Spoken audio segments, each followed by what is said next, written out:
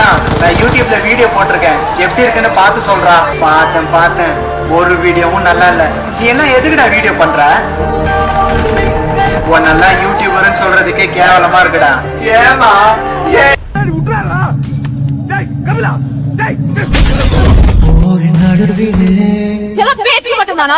தலைவன் மாறிடு ஒருவன் பசிக்கன வேட்டை தூக்குது. உன்னை தோக்க வச்சிருவாங்க பயப்படுறியா நீ? நம்பிக்கை இல்ல வழி கிடக்குது. இங்க வாய் பண்றது நம்மளுக்கு அவ்வளவு சீக்கிரம் கச்சிறது கிடையாது. இது நம்ம ஆட்டம். காட்டில் நடக்குது. ஏரியா